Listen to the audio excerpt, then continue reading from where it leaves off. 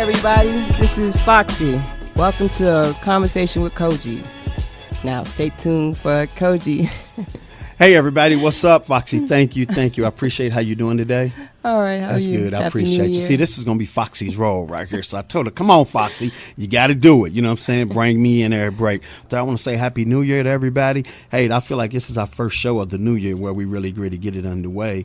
And what better way to get it underway than to do I've Been Falsely Accused Part 9. This is my Part 9 series right here, you know, that we doing. And we definitely trying to look out for those who, you know, really can't look out for themselves. Those who's been definitely played by the court system, but set up by other people. Some people have been falsely accused, falsely pointed out, and they had nothing to do with it. It's people that were out of town when they got accused of the crimes that, you know, they got accused of. So today, this show is, like I said, it's a really deep show. We got great guests on the show today, and we definitely want to pay homage to the people that then got out today, and, you know, they getting on with their life. And we definitely want to hear their side of the story about how they feel about it, you know, why you know, some of them feel like, well, it had to happen for whatever reason. It had to happen for, you know, for them to go to prison, which I don't know. I mean, it's a strong pill for me to swallow when I hear that one. You know what I'm saying? So on top of that, you know, we definitely want to talk about, you know, half of them are being judged by a jury of their peers. I mean, a jury. When you really think about it, what is a jury of my peers? This person don't know my mother. This person don't know my father. This person don't know my grandparents. This person don't know my family members. This person don't know who I went to school with. This person don't know how I grew up in the community. This person really don't know nothing about me. None of these people. So how do you call that a jury of your peers? You know, peers are somebody that are family members, close friends, you know, teachers, you know, whatever it might be. But you getting judged by strangers. I really think they should change that name when it comes to the court system, because you're not being judged by, you know, a jury of your peers. And you know what? Another thing. When another person lie on you and say they seen you or they setting you up or whatever, and then come to find out, they come back and recant their story and tell the truth and say, hey, okay, it wasn't them, I lied or whatever. Okay, why they don't get in trouble? Why they don't switch out and they go into jail cell when you come out, when they done took so much of your life, stripped you from everything? These are things I just don't understand. You know what I'm saying? And then on top of that, what about this? Once you found not guilty, your record is still not expunged all the time. Some people, it's still on their record, and ain't nothing, and there's nothing, you know, they can do to get it off. You know, in some states, it's like, okay, we let you out, but it's still on your record. Take it or leave it, or go back to jail. However you want to do it. Well, who wants to stay in jail? So those people go ahead and sign the papers and get out, and then boom, it's still on their record. I just don't understand it. So that's why I'm saying I feel this show is very important today.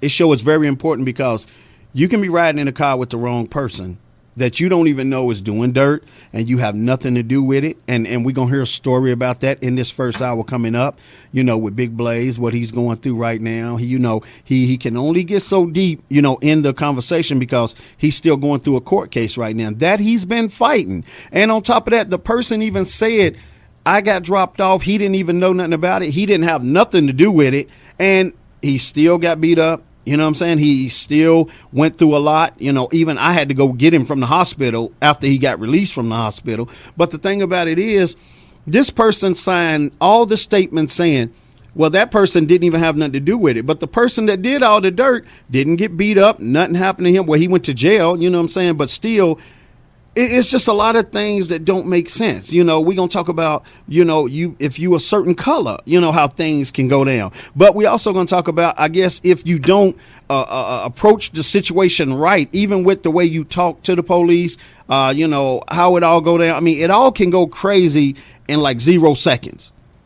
It's all about, no matter if you in the wrong, I think when you pop off and you get the cussing and you get the tripping, that really don't help the situation, you know, even though you innocent. And that's what I've been finding out a lot too, you know, with a lot of different stuff that's going on. And when I hear different cases and I see different cases, even like with the young man drinking the Arizona iced tea. I've seen that. I mean, I definitely push that on the website, telling people, look at this with your heart. Look at this as if it's your son, your husband, you know, your father, your nephew, you know, but it's for women too. I mean, right is right and wrong is wrong. So all I'm saying is you can lock somebody up for drinking an Arizona iced tea, and this person is holding a can up showing you, man, this is just a tea. This ain't mixed with nothing. It's just an iced tea. Okay, but anytime a police can come up and not identify himself. Now, if the police would have identified himself, okay, then that's a whole different ball game. But when they come up and not identify and just do the bully role,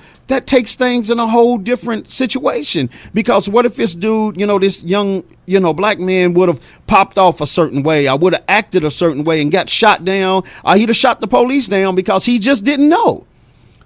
I do these shows to keep everybody safe. I want to keep the police safe.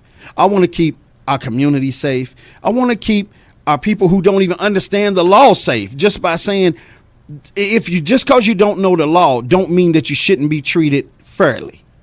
And that's why we do these shows. And I want everybody to definitely get your pens and your paper. That's why I always play clips, because I want y'all to hear the real. This ain't me making all this stuff up. This is me definitely bringing the truth to the forefront. You know what I'm saying? Now, how much of this, with some of those people that ain't got out yet, is their truth? Well, it's their truth of what they feel. If they saying they innocent, that's their truth until they're proven guilty.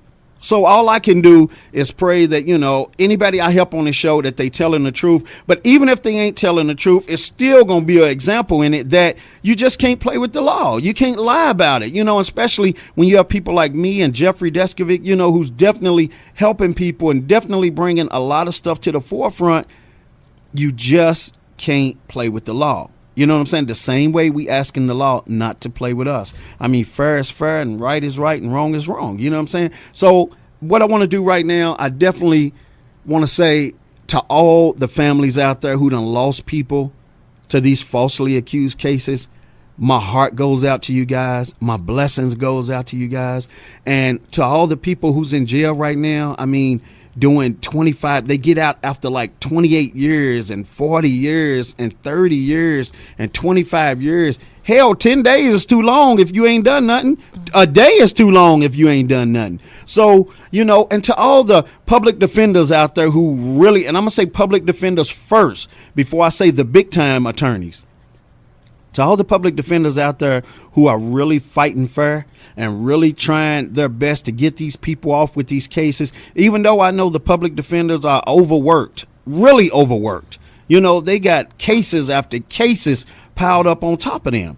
I just want to say to you guys, if the ones that's really putting their heart out there and doing a great job, I thank you for that. I thank you that people with no money and who feel like they have no rights or at least they do get represented by somebody. And if it's any public defenders out there who feel like, I just want to get this case over with, you need to think at night, you need to go to bed with a conscience. What if it was your child? What if one of these cases turned out to be a mirror case for one of your children, and you see the same thing come back to your children or your family member or somebody that you truly love, but this is what you done to somebody. You did this to somebody like 2 weeks ago, or you did this to somebody 4 years ago. When does conscience come into play about innocent people? Money shouldn't always dictate what's going to happen to somebody when you have a conscience and you're a real person. You got God in your heart. If God ain't even your thing, whoever you pray to, I don't care if you pray to a water bottle. You got to have a good conscience about something. And that's just all it is to it. I mean, I just feel like with me doing these shows, I don't get paid to do them. I'm not bashing nobody when I'm doing it. All I'm doing is bringing the facts. And you take it from there, you jot it down with your pen and your paper. And when certain things come across your plate with your family, your friends, or whoever, you know how to handle it. You know how to get the right attorneys. You know how to tell your family how to fight their case. You know how to tell your family to be strong, because other people have got off that were falsely accused. And it just because you locked up don't mean that it's over. But when you locked up, you definitely need a support system. So I want the families out there who definitely been a support system. I want to thank y'all. I want to say God bless you all. I know it's hard on y'all, but hey, these people that's incarcerated that are really innocent, they really need help. They really need the support. They really need a great positive conversation whenever they talking to somebody on the phone. I think you shouldn't even talk negative to anybody that's locked up, because they already got enough pressure on them where when they hang the phone up, they going back to this life. They going back to this cell. So, like I said, when Big Blaze get in, we waiting for him to come right now. When he get in, we definitely going to talk about this situation. So what I'm going to do, I'm going to go to break right now, and I'll be back. And when I come back, I'm definitely going to go to my team for a minute to Blaze come in. And I want to hear, we're going to let the public speak out. And we want the public to call in. And title of the show today, I've Been Falsely Accused, Part 9. I want you to call in, and I want you to talk about somebody that might have been falsely accused. I want you to talk about if you feel that some of the people to say they ain't falsely, they didn't do it. You feel like they done it. I really want to hear the community. I want to hear y'all speak out on it. So this ain't my show. This is our show. I share my show with the whole community, so you do have a voice. So even if you have a hidden voice, you can call in anonymous. That's okay. Just long as we putting that information out there that can help somebody, all right? So much love to you guys. This is Conversations with Cogee. This is I've Been Falsely Accused, Part 9. And when we come back, I'm sure Big Blaze will be in, and we're going to get the show underway. So we'll be right back. Hey, everybody. Welcome back to Conversation with Cogee. I'm your host, Foxy, and here's Cogee. All right, there it is. That's my co-host, Foxy. Co-host. We working with her right now. We getting it going. You know what I'm saying? Thank you, Foxy. So what I want to do, I want to go to the phone lines real quick. Let me go to V real quick. V, how you doing today? Hi. I'm doing well, trying to stay warm. How are you? Oh, I'm doing all right. V, so from what you heard real quick, I want you to just give me a little synopsis of what you heard. What did you feel that I was saying in the intro when I was talking about what's going on, and what do you think about the subject real quick? I hate that anybody has to endure what people who are falsely accused and their families are going through, but I'm so thankful for people like you that give them a platform to speak, and you always go for who would typically be the underdog, and I'm thankful for that. And I appreciate it, you know what I'm saying, because I look at it like this. If you ask me, we all underdogs to a certain degree. For real, because let me tell you, a lot of times even money can't help fight certain situations. But money can shift some things. You know what I'm saying? But if you ain't got no money, I don't know about getting some things shifted. It's going to be a dog fight. You know what I'm saying? With your evidence and what you can prove why you didn't do something, you know what I'm saying? And if you have people that's really riding with you. And I definitely want to thank all the law programs with all the law students that's coming up new, that's definitely looking into a lot of these cases, the innocent projects and all these different things. Jeffrey's whole situation. I definitely want to thank him too. And we waiting on Jeffrey to call in too. Jeffrey will be calling in too, soon. He'll be calling in the next hour. We definitely want to get him on the line. So what I want to do real quick, I want to ask you, Foxy, what do you think about the show today? How, serious it is. This ain't a game. I don't know. I just, jail time for me, I've been there, and I just, it's the worst. Yeah. I wouldn't wish it on anybody, but you have to be educated when you go to jail too. So I think when you get falsely accused, you have to know how to get yourself out of it. Right. Get, the support system, like you said, and don't give up. Oh, you can't. You definitely can't give up. But, later on in the show, we'll have Foxy to tell her story about driving that getaway car. We definitely do that. Let me go to the phones real quick. Let me go to Alan, man. Alan, man, how you doing today? I'm good, Cogee. How you doing? All right, man. I've Been Falsely Accused, Part 9 today. What you think about this show and why you think which show is needed? I think it's a great show because so many people get strongly accused, for so many reasons. And, just think of it on this level, think of it like multiplied by 1,000. Just think of when someone tells a lie on you. Yeah. Think about when someone tells a lie on you, how it makes you feel, especially when you know you didn't do it. Right. And they're just lying on you, but you're not going to jail for it. You're just pissed off because it wasn't true, and, maybe it kind of tarnished your name a little bit.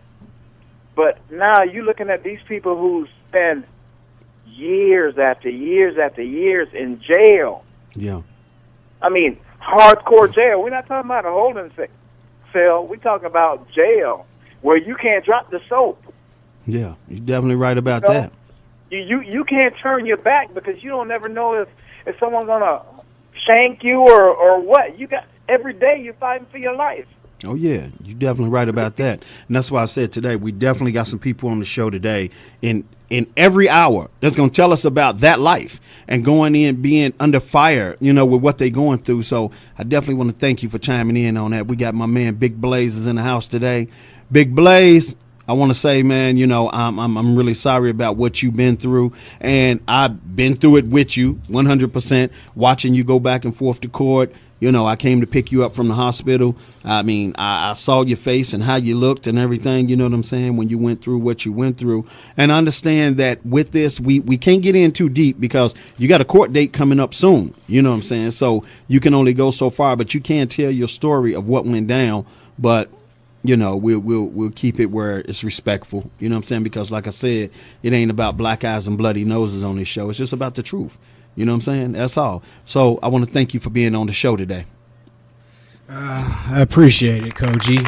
Happy New Year to everybody. Still hanging in there strong. I mean, with what you said, to be honest with you, with it going through my mind, the more I think about it, the faster it goes through my mind. So I really don't know where to start.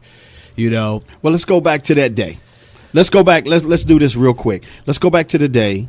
You and your friend was working together. He was working for you, helping you out with your business. Yeah, I had actually. It was slightly after I had left the show. You remember we had a show that night. Yeah, we had a show that night. Right. So I had left, and I went with a couple of partners who had already sold me some items that they had already restored off of Craigslist, and I was just looking to stock a new unit. And I had already sold a unit that prior week at the auction for $1,700. It was pretty good size unit, and I needed some additional help on packing the new unit that I had. And right. the one guy who helped me the last time was first on my list. Right. Well, hold on. What were you selling when you say the unit? Because people don't know what you was doing. Merchandise like TVs, furniture, any items that we get and we can restore. Right. That was my company. I did that for a long time. Okay. Just furniture restoration right. for rent centers and things like that. And I knew what I was doing, and it was fairly easy. So I had various different people help me restore the merchandise so that I wasn't doing all of this by myself. And I had one individual in particular who was able to do that. I knew his father very well, knew his brother, went to school with his brother. His father was a woodworker. He was helping me with out with the units, helping me pack them, helping me restore a lot of the merchandise. Mm-hmm. And I told him about how he was going to be able to get a little bit more work from me because, I had another unit auction that was coming up the following week. Right. He needed help with money anyways. His dad was late on the rent, things of that nature. So I told him I'm going to come over to your house and talk to you, show you the layout. And I had some items that I wanted to at least give his father so that his father could restore them. Like I said, his father was a woodworker. Right. So I went over there, spoke for a little bit, and it started getting late. So I said I need to go home. He was like, well, I need to get something to eat. I'm starving. There's no food here. So he asked me to drive him down to a Roberto's. Well, I dropped him off at the Roberto's, but at the time I had problems with my car. Yeah. You remember I had the radiator overheating. At the time I had that Honda, and it was right. So I had to go down to the gas station and see if they had an extra bottle of antifreeze since I was running low, and they did not. So instead, I got a drink. I drunk it outside, was on the phone. I think, if I'm not mistaken, I was on the phone with one of the girls that I had brought here previously in one of the weeks before. Right. And so I'm on the phone, not thinking of it. I go back out to my car, and I check the hood, and it's still hot. So I pop the hood, and I get ready to put antifreeze in my car. All of a sudden, a van approaches. These men in plain clothes jump out and run up on me. One of the guys grabs me, so I grab him too. I don't know who he is. And he was like, hold on a minute, police. I put my hands up, and then somebody came behind me and threw me in a chokehold. From that point on, the only thing I remember next is waking up in the desert behind some gas station. So when that happens, I'm like, what the hell's going on? Y'all choked me out? One of the cops actually had the nerve to say, well, how did you know you were unconscious? I'm like, first of all, where the hell are we, and what are y'all doing? So they get into it and everything. I'm handcuffed at this point. I have a migraine headache, and I have a tightness in my jaw almost as if it had been broken. Right. So I can't really talk, So when the guy sits me down and on some concrete block or something, like on some cinder block, And he was like, so what were you guys doing here? I was like, here? I don't know what the hell I'm doing here, but I was by my car just a second ago. Now I'm here. What's going on? And then this guy goes out to say, well, we got all of your voice messages and we got all of your text messages and we got your drugs. I was like, excuse me?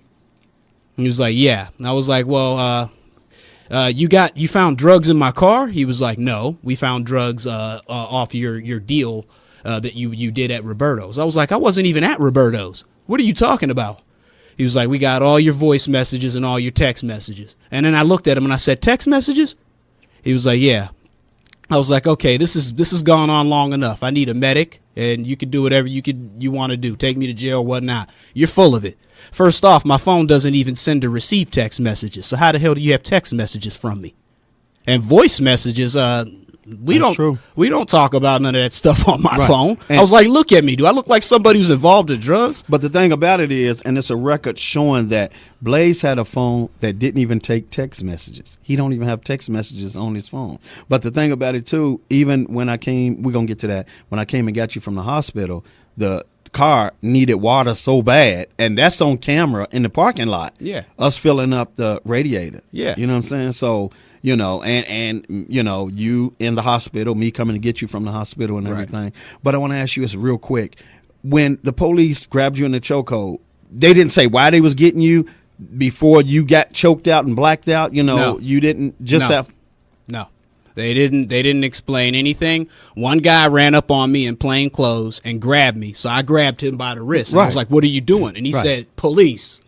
And I was like, okay. And I put my hands up. But did they show you any badge or any identification of being police? No, they did not. I was like, what the hell? And then somebody grabbed me from behind. And then that's the last thing I remember as far as being by my car. Okay. Now, what we're going to do, everybody, we got to take a break for a minute, and we'll be right back, and Blaze is going to finish his story. It's going to be a quick break, and we'll be right back. So stay locked in. This is I've Been Falsely Accused, Part 9, and you definitely want to hear this, but you definitely want to get your pen and your paper, and you want to learn from this. You definitely want to learn from our shows. So we'll be right back. Welcome back with Conversation with Cogee. Now here's Cogee. Hey, everybody, we back. Welcome back to Conversations with Cogee. I've Been Falsely Accused, Part 9 is our show today, where we definitely taking care of the people who's been falsely accused, the people who's been, you know, hey, put away for a long time. And then come to find out a person start having a conscience and say, hey, well, I lied. They didn't do it. All evidence showed that this person no kind of way could have done this crime, the heinous crimes that, you know, people said they've done. We're going to talk about all the stuff that people went through in jail just by the crimes they was accused of, where other people was trying to hurt them and trying to do stuff to them, and they didn't even do nothing. We're talking about a living hell. So we got Big Blaze on the show today, and he's talking about, you know, how he got locked up, how he got falsely accused, but he's still going through his court case right now. And, you know, all roads are definitely looking like, you know, it's been a dogfight so far, trying to prove his innocence. And a lot of facts then came up where, like I said, with his cell phone never has taken text messages, and the police said they got the text messages. You know, a lot of stuff that went on. He wasn't even at Roberto's. He was over at the store, and, you know, they even got camera footage showing a lot of stuff, and he's still shackled up. Even though he's out and free right now, he's still shackled up. So, Blaze, let's go right back to what you said, you know, in the end when we left off. You know, when I asked you, they didn't identify themselves. You said no. Mm-hmm. They got you in the headlock, you know, boom, and the rest went on. Mm-hmm. So let me ask you a question. When y'all got to the destination, you know, you said when you woke up and you seen them, what all did they say? They said you was involved, you know, in a drug transaction. They said they caught the drugs on you or whatever. Mm-hmm. They caught they had the text messages. Yeah. So go ahead from there. Well, the guy was saying, yeah, we got all of your text messages and your voice messages saying that you were here to make a score. I was like, first off, I don't even know where here is. And second off, if I was talking about going anywhere, it was over to his house, because that was the last conversation I had with him on my phone. Now, whoever else is involved, I don't even know him. I never met that person a day in my life or laid eyes on him. So there's no way it could be that individual, who later on turned out to be an undercover cop that my friend met at Roberto's. But I told him, I was like, there's no way that I did what you guys said I did. I mean, if anything, you would have already found drugs on me in my car. And since I'm going to the hospital, you'll be able to see exactly what's in my system. Right. And he asked for a drug test. I asked for a drug test. The drug test result somehow magically vanished along with the camera footage. Right. The only thing I got to back me up is a witness statement from the guy who committed the crime that said he acted alone and he witnessed the cops choke me unconscious and slam my head up against the floor of the van and sit on my neck. I lost 2 teeth as a result of this. Right. Let me ask you another question. When y'all first let's go back for a minute, because I'm very fair to the public. I'm very fair on this whole situation. When y'all first pulled up in the lot, did you let him out? Did you go on Roberto's for a second, or did you just let him out and then you rolled over to the 7-Eleven? I let him out and I went to the 7-Eleven alone. I did not interact with him after I let him out. Were you coming back to pick him up to take him back home? No. You just was dropping him off. I had dropped him off and he hadn't even left Roberto's yet. I was by my car. The hood was popped, and I know that's what happened. I remember clearly that that's what happened because when I got my car out of impound, the hood was still popped. Yeah. So my whole thing is I was there just mainly to make sure that my car was going to cool down so that I could unscrew the radiator cap without having that hot stuff blow up on me and throw some radiator coolant in my car. But before I had a chance to do that, I was attacked. And, it was just back and forth, back and forth. I really didn't have time to argue with the officer. Like I said, I had a very bad headache. I felt the back molar that was on the right side of my face was cracked. Right. And I knew that there was blood in my mouth because I could taste it. So that was really the only thing that kept my mouth moist because they had me like literally out in the desert. You know what I mean? Yeah. Just trying to recover as best I can. Let me ask you a question. When you set out to help this young man with your business and what you was doing, I know for a fact you did have this business. I mean, I done went to your storage with you plenty of times and seen all the stuff that you recovered from people and people donated to you to fix up, to sell, to help unfortunate people. But the thing about it is, did you know at any time that this dude was a drug dealer? That this dude sold drugs? I mean, did you know that used to be his occupation? Was you trying to help somebody, reform from what they was doing? Did you have any idea that he used to be that? That's all I'm saying. And that he was changing his life, and you just didn't think nothing about it, but you still just gave him a ride. You get what I'm saying? I didn't know too much about his internal issues. I knew that his brother is a stand-up guy. His brother's, a Navy captain. I went to school with him, and his father's just an honest stand-up guy, owns a woodworking shop, helped me fix up a lot of the tables and benches and like just different things that I put in the storage unit and furniture and that sort. He helped me fix up a lot of that. Right. In terms of Kanan, I do realize that he had, a past. We all had a past of some sort. Yeah. But I didn't use that as enough to not want to help him just simply because I knew his family. Right. And we won't even say the person's name because y'all still both in court right now. So we won't. No, he's not. He's not. He already pled guilty. Oh, okay. He wrote a confession saying that he acted alone and he pled guilty. Okay. So why they're still tying me into this is unknown. So in the midst of you being locked up, when they took you from the destination of the 7-Eleven and took you to the desert or wherever they took you, how long do you think in that time span, how long do you think they held you before they took you to jail? Well, I went to the hospital first. Right. So I really don't know. Like I said, I was kind of in and out during the first beginning. The one cop was, I don't really know what he was saying. I just remember as much as I could focus, he was acting like he was going to do something more to me because I couldn't hear him, couldn't focus, couldn't even hear, Right. So he left me alone and went to go interrogate the other gentleman. Right.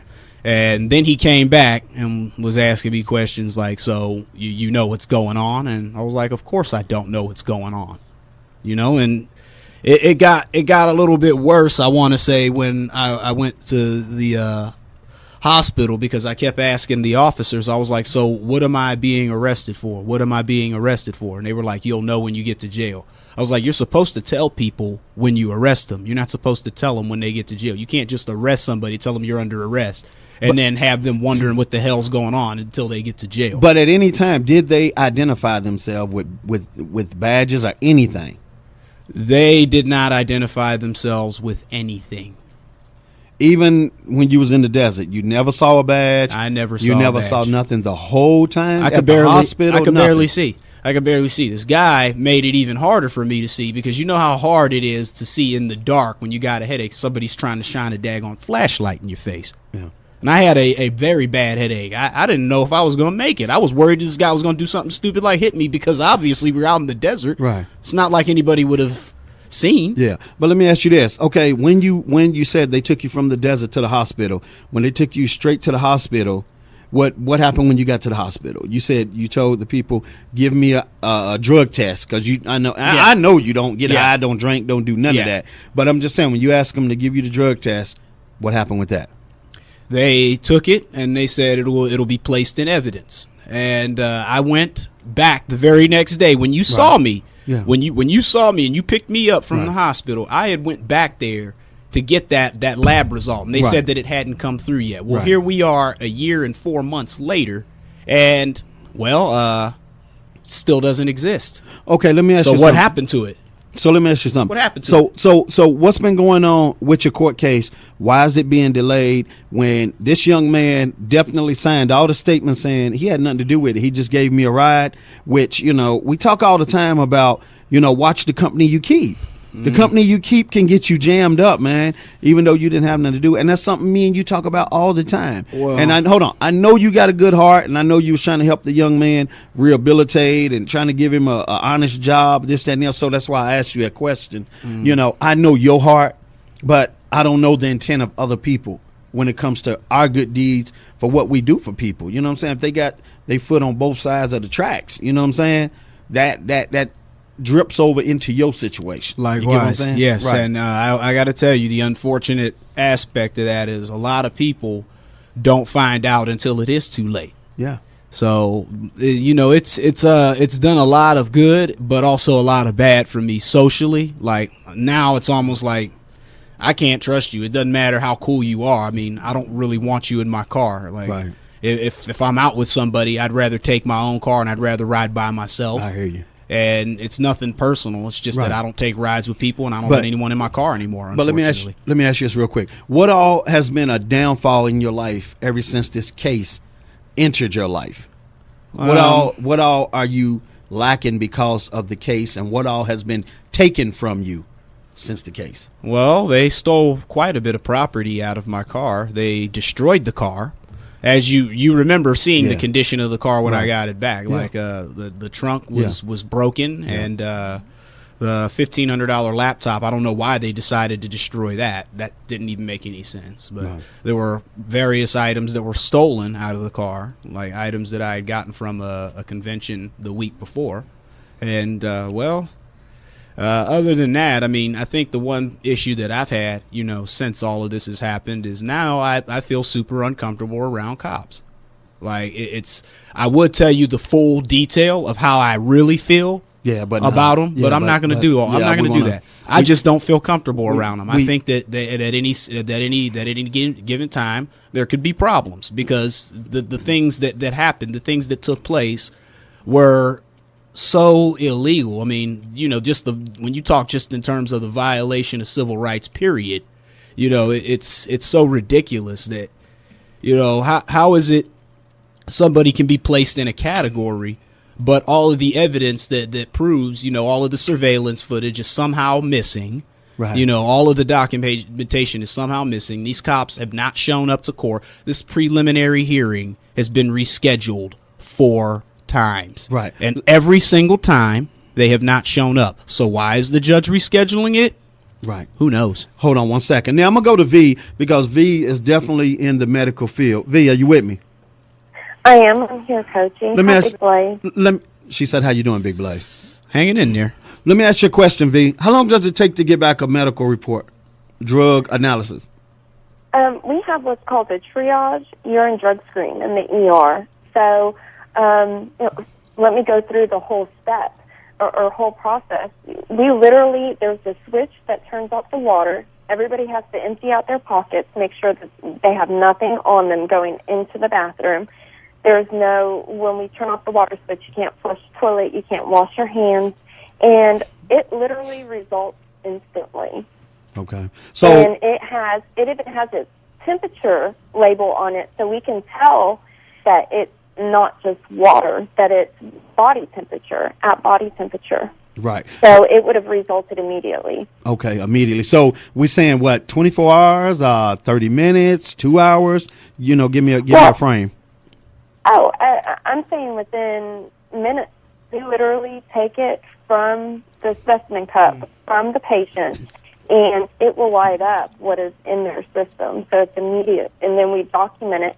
As far as to get the medical records from that drug screen, I would say 24 hours for the doctor to dictate it and for medical records to result it. Okay. All right. Just 1 second. Now, what we're going to do, everybody, we got to take a break real quick. We got to be on our breaks right now and definitely lining his show up for some great things this year. So we're going to take a break and we'll be right back. You're listening to I've Been Falsely Accused Part 9. Hey, welcome to Conversations with Cogee. Like I said, get your pens and your paper, and I want y'all to definitely jot down this information. This information will be so valuable somewhere down the road to a friend, a family member, just popping up in a conversation. You know, when you hear these kind of cases pop up, when people are talking about it, you have some information to share with them. So we'll be right back. Stay locked in. Quick break, and we're right back in with Big Blaze. Welcome back to Conversation with Cogee. And here's your host, Cogee. All right. Thank you, Foxy. So Big Blaze, we back right now. And V, I want to say thank you to you as well. So V, I'm going to come back to you real quick. Then we got to get back to Big Blaze. We on short time. But the thing about it is, whenever somebody comes in, V, I mean, like I said, you work in the medical field. When somebody come in with the bruises and all the stuff, you know, the way he looked, do y'all take pictures of that? You know, do the ER, do they take pictures of, you know, the evidence, the evidence of what they see? Absolutely, we do. But I will say this. I know for a fact that doctors and the nurses and the cops have an understanding. We always have had each other's back. In the right, I would always stand up for something like that happen. I would have integrity and not stoop down to that level. But I also know that they work hand in hand so much that, you know, they pull strings for each other. I could absolutely see that happening. But there should have been pictures taken, and there should have been documentation. On the triage sheet, there is a sketch of a body, and you circle where there's bruises, where there's scars, where there's, you know, what's hurting the patient at that time and what they're being treated for. Right. So all of that should have been on the triage sheet. Okay. All right. Thank you. Big Blaze, I'm coming back to you right now. Big Blaze, I want to ask you a question. So what's been the hold up in your case? I know it's out of your control, out of your attorney's control, but what keeps coming up why this case just can't get dismissed? I know you paying attorneys constantly. You really can't keep a job because you got to come back in town to go to court, you know, and it's just, you know, luckily you got your own business again. But I'm just saying, what has been the problem? I really don't know what the problem is. It just seems as though they're pushing for something to happen. Like, I don't know like what let it you is. get caught up in something else and run them current together. Yeah, I mean, but the whole thing is, I mean, after all this time, they have to know that that's not going to happen. I mean, the whole deal with all of this was initially the DA was requesting the favor to reschedule this by the judge. It was initially the attorney who put in a motion for dismissal, which has not been accepted by the judge yet, due to the fact that she's still, for some reason, trying to give the prosecution time to come up with something they don't have. Right. They have been subpoenaed, I think, close to 6 times now. Yeah. And the preliminary hearing has been rescheduled 4. They have failed to comply with all of their court subpoenas of evidence of every sort. Like, there were no pictures taken of me at the hospital, but you know, from just seeing me that day, and that was the exact same day I had gotten out and gotten my car back, that I was clearly not well. But you can't get the hospital reports. What I'm corrupt too. But you can't get hospital records showing at that cost. On your paper, we down to 5 minutes. On your paper, it shows the time we left the hospital because I had to come pick you up. But you can't get the paper showing me and you. I mean, you know, the camera time showing me and you walking out the exit door. Your attorney couldn't subpoena that. because they can see how you bandaged up, how you walking and everything. Me and you both coming out the exit door. He subpoenaed a whole bunch of information that is no longer available for whatever reason. It wasn't even available the same month that this incident occurred. Right.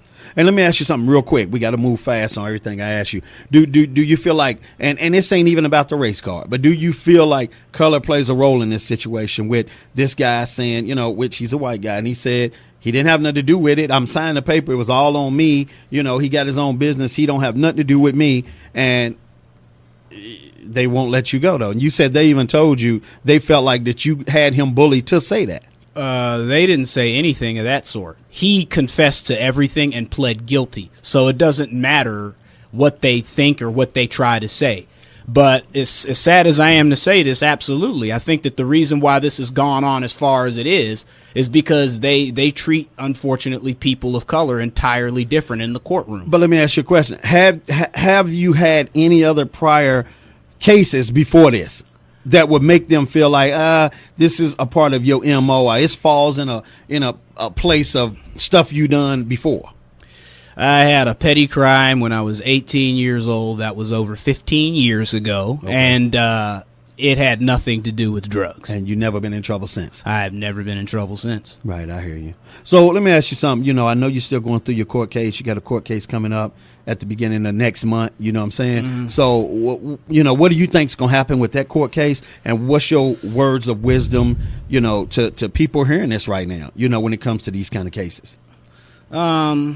Well, I mean, as far as the court case goes, I really have, I don't really have entirely too much to say about it. I mean, it's just, I don't really know what I can say about it. But in terms of words of wisdom, pay very close attention to the actual institutes and agencies, both law enforcement and everything else alike, that you're paying tax dollars to. Because one thing in particularly that I understand is when you're paying to be abused, those fall under the same things that Jesse Jackson and Martin Luther King tried to fight for so long ago during civil rights. It's called taxation without representation. Right. And nobody should pay taxes only to turn around and have their tax dollars put them in the hospital. The people who were funding their salaries put us in the hospital and then cover up things and categorize you as a stereotypical criminal that has always been categorized as far as us in the media. Right. Let me ask you another question. Are you bitter about this? Do you feel like that all police are bad? I mean, in your eyes, or do you feel like it's fair ones and it's not so fair ones? Or do you feel like it's all just No, I don't feel as far as the bitterness goes, the only thing I feel bitter about is that the fact that this is still going and that these police who did this are not off the street or in jail. Yeah. But as far as the police go, no, I don't have a problem with police. I mean, I have friends that are police, man. Right. A lot of us went to high school together, so I don't have any problems with police. I know there's good ones. And you talked to a few of them about the case. Yeah. And what were, they're a band of brothers, but what did the other police say about the situation? They said that it was ridiculous, and they said, I think about 6-7 months ago, you have nothing to worry about. It's going to be thrown out. And then I talked to them today, and they were like, this is unbelievable. I don't know why they're doing this to you. This is getting to the point where it's actually silly. Right. It's a waste of the state's money. I hear it's you. a waste of mine, too, but it's a waste of the state's money. I hear you. Well, I definitely want to thank you for being on the show today, man. And, I know you can only go so deep, and I don't want you to go no deeper because we've been dealing with this for a long time now. You know what I'm saying? And you're right.